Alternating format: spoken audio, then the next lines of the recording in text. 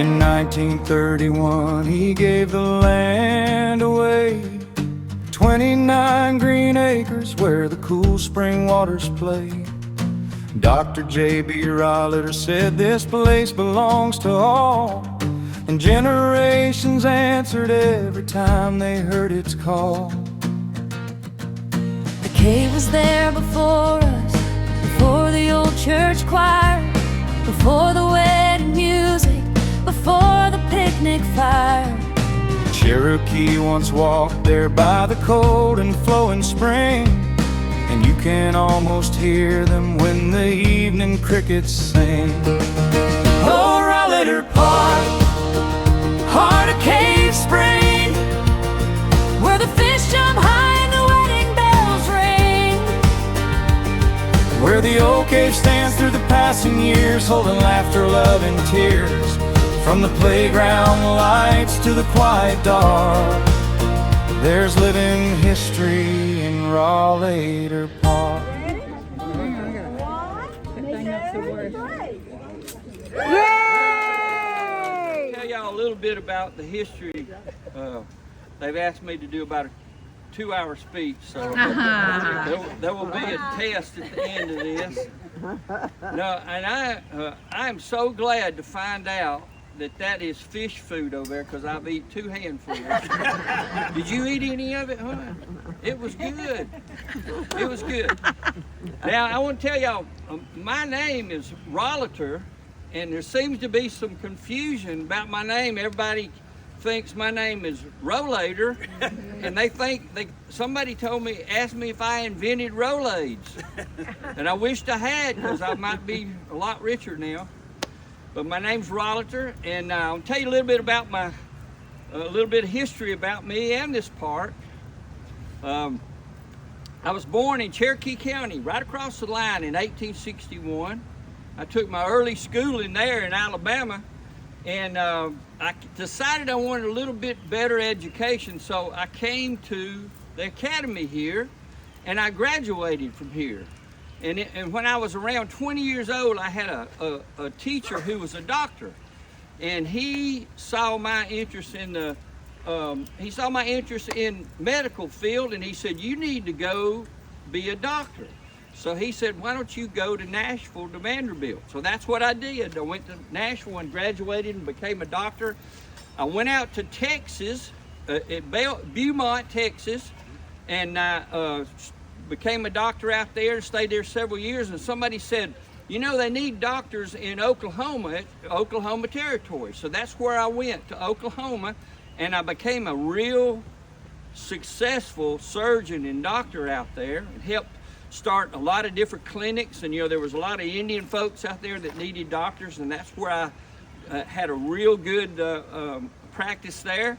Well, I had married a girl from Cave Springs, and we decided that when we got a little older, we wanted to come back home. So we came back home to this beautiful place. Is this not a magical place? Very magical place.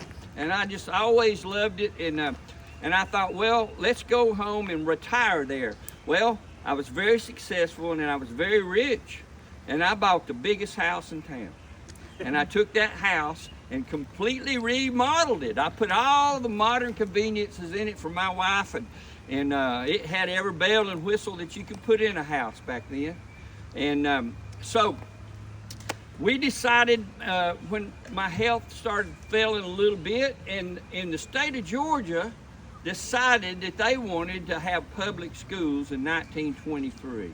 Well, there were 2 academies here. There was the Methodist Academy, and there was the Baptist Academy, and they had a big fight every year on purpose. No, I'm just kidding.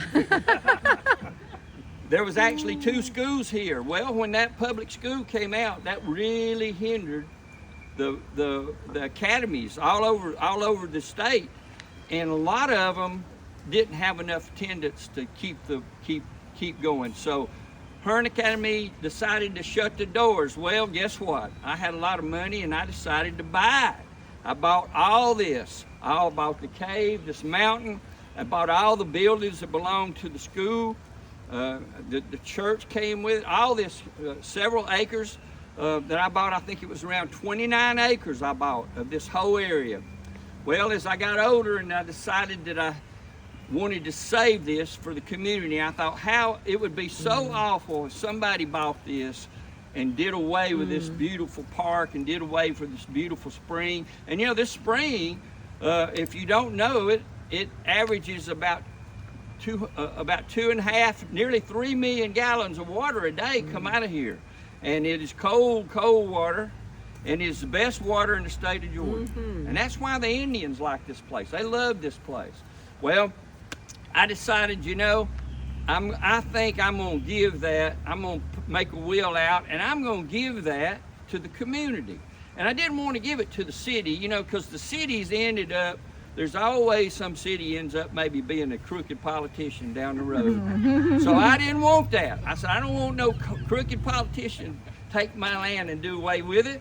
So I had a 3-man board, and that board is over the cave, it's over all the buildings here, it's over all the pavilions, it's over the swimming pool, and you know, that's one of the oldest swimming pools in the state of Georgia.